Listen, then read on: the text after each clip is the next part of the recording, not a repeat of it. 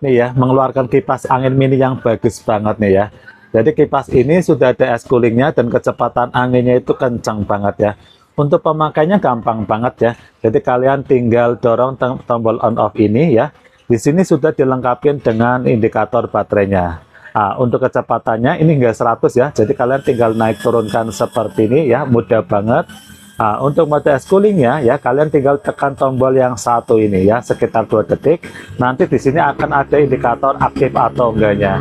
Nah, ini dingin banget. Jadi kalau kalian tempelkan seperti ini, seperti di es batu ya, ini enak banget ya. Anginnya kencang banget ya. Kita langsung tes aja ya. Nah, ini kencang banget seperti ini.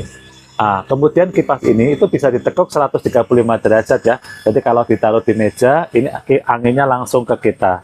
Untuk pembeliannya ya, kalian itu sudah dapat charger seperti ini dan juga ada gantungannya. Pokoknya mumpung lagi ada promo, yuk buruan kalian check out di keranjangku.